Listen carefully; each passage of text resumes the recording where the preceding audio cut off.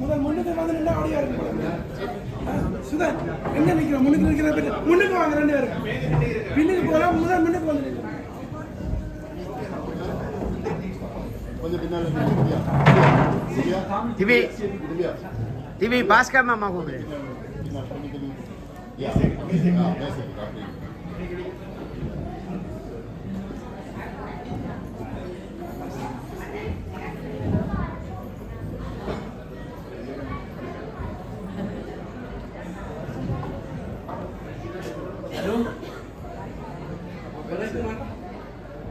Hallo?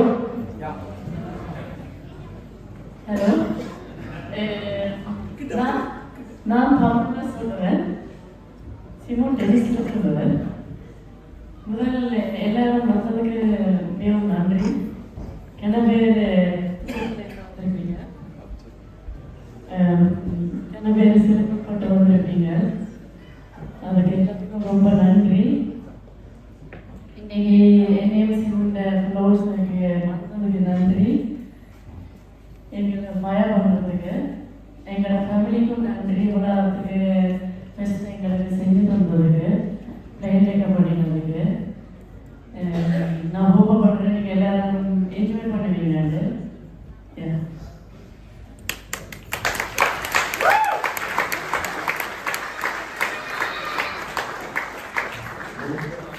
Jeg tager lige på dansk. Velkommen til vores forlovelsesfest, og tak for, at I er kommet for at fejre os. Og jeg håber, I får alle sammen en god aften. Og jeg siger tak til mine forældre og min svigerfamilie for at holde en god fest. Og lad os hygge os. Og tak for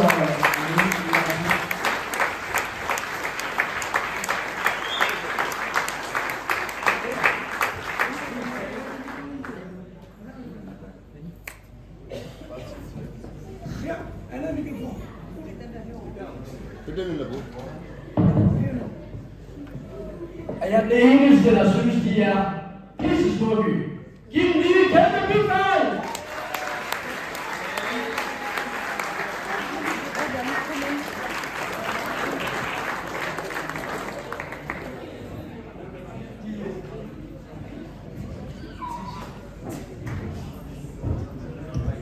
Hallo. Jeg har fået at vide, at jeg skal holde en tale, så jer, der står op, bare sæt jer ned. Bare tag det med ro. Det er en lang tale.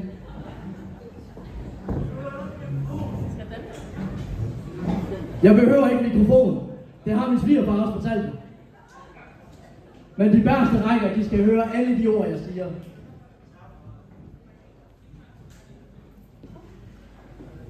Yes, er I klar? Kære alle sammen. Når man tænker på kærlighed, kan det virke lidt som et puslespil. To mennesker skal passe sammen, men det er ikke altid åbenlyst, hvilke prikker der matcher. Og så møder man Divya og Simon, og pludselig giver det hele mening. Divya, hvis der er nogen, der ikke ved det, hun arbejder ved Louis Nielsen. Du hjælper folk med at se verden klar. Men så kom Simon, og bum, pludselig så du tydeligt, hvad fremtiden skulle være. Han blev dit perfekte synsfelt. Og Simon, hvis kærligheden dag virker lidt sløret, skal du altså ikke ringe til Louis Nielsen for at få en synsprøve. Du skal bare kysse din forlovede. Og Simon, han er stolt mekaniker. Du ved selv, at en Mercedes ikke kører af sig selv. Den skal plejes, den skal tankes op, og til tider have en ordentlig omgang service. Og det er lidt det samme med et forhold.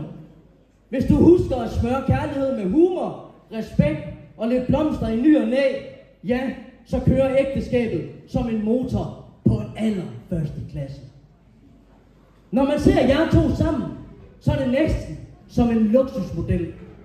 Divya, du er panoramaglasset, der giver overblik og klarhed. Simon er motoren, der holder alt kørende.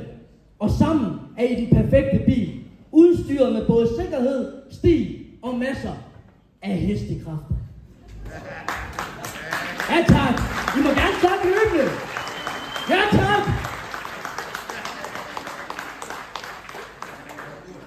Men en anden vigtig ting her, det stopper jo ikke bare her. For Simon, så får jeg, min bror, min familie, en fantastisk svoger og svigersøn. Vi er utrolig glade for dig, utrolig stolt af dig, og utrolig stolt af alt, hvad du har opnået. Men vi får også en hel familie med. Og jeg skal sige dig en ting. Jeres familie er fantastiske. Fuldstændig fantastiske. De har sat et meget positivt spor i vores familie. I minder faktisk rigtig meget om os. Og det er på den gode måde. Så velkommen i klubben. Og hvad ønsker jeg så jer to? At I altid kan se hinanden tydeligt. Også når livet bliver lidt tåget. At I altid holder kærlighed tanket op. Også når I kører på lange stræk. Og at I altid husker, at det vigtigste ikke altid er at komme hurtigt frem, men at nyde turen sammen. Så kære Simon, pas nu godt på min søster. Hun er ikke bare en Mercedes. Lyt godt efter. Hun er limited edition. Hun skal elskes, forkæles og passes godt på. Så Simon, foran alle de her fantastiske mennesker, som I har inviteret, kan du love mig det? Det lover jeg. Ja! Ja tak! Jeg er stolt som bror. Så lad os løfte glasset, alle jer herinde, for kærlighed, for mig og for Simon og Divya. Ja tak! Så siger vi tak til Nilla og hans tale.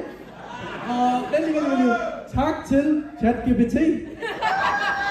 Nej, det er også skrevet fra hjertet. Ja. Så har vi Danushan. Han har lavet en sang. Han har brugt rigtig lang tid på den. Kom vi på og præsentere dig med din sang. Og den er til Divya og Simon. Værsgo. Ja. Okay. Ja, jeg har skrevet en sang. Den er desværre på tamilsk, men jeg håber, I vil leve med det. Det er en sang, som jeg har skrevet selv, og jeg har selv lavet melodien. ನಾನು ತಮಿಳ್ ಪಾಠ ಹೇಳಿயிருக்கேன் தங்கச்சிக்கு இதோ வருது.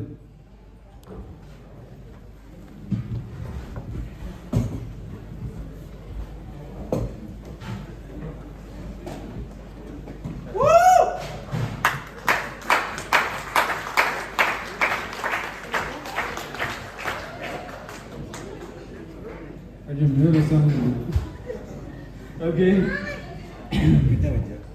தங்கச்சி தங்கச்சியோ தங்கச்சி தங்கச்சியோ ஒவ்வொரு அண்ணனுக்கும் பயமாயிருக்கும் நீ கல்யாணம் கட்டும்போது கல்யாணம் ஒன்று நடந்தால் வாழ்க்கை ஒன்று இனிமேல் சிமுந்தானே எல்லாம் உனக்கு தங்கச்சி தங்கச்சி அப்பாவுக்கு நீ பற்றி சொல்லி தங்கச்சி தங்கச்சி அம்மாவுக்கு நீ தங்க கட்டி தங்கமே தங்கமே ரெண்டு அண்ணர்களுக்கு நீ சொல்ல குட்டி தலைவி தலைவி எங்கள் வீட்டு மகிழ்ச்சாமி நீதானே குத்துவனுக்கு தெய்வமாக்கு உதவி தேவைப்பட்ட நீ இருப்பீங்க அப்பாவுக்கும் அம்மாவுக்கும் உன் மேலே யோசனை நீ எப்படி வாழ்ந்தாலும்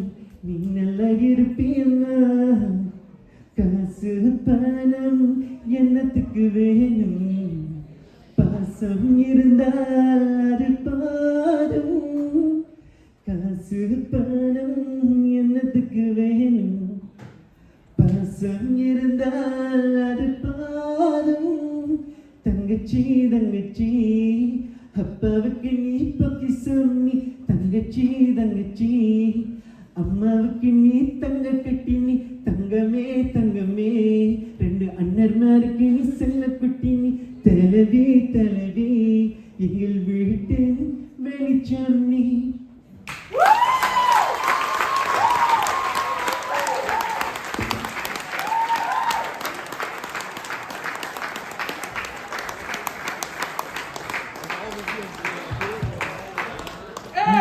Kæmpe hånd til Danushan. Det var god. Og så kommer vi til det, vi har ventet på. Især Tamulakke. Det er buffeten. Den er snart ved at være klar. Eller den er ved at være klar. Og vi starter med bord. Der er sådan nogle små bordnummer på hvert bord, hvis I har lagt mærke til det. Og I tænker sikkert, hvad det skal det bruges til. Det er vi ikke vant til, men hvis vi starter med bord 19, 20 og 18 og 16 og 14, hvis I starter med at gå op og hente i buffeten, så vil det være perfekt. Og så råber jeg op, hvem er næste? Og buffeten, den består af indisk mad, og der er noget vegetar og noget kød i.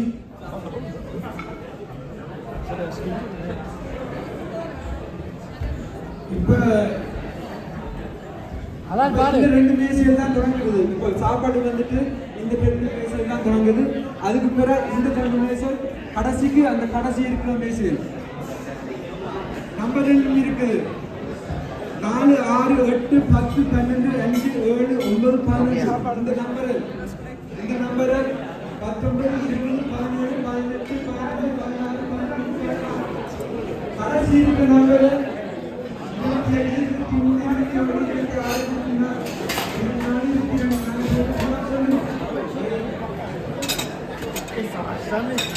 Abu, mana? Sabar.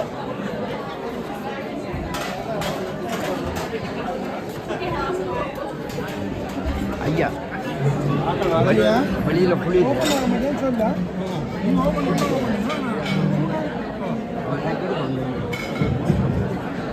Ayah. Hai. Wait. Okay.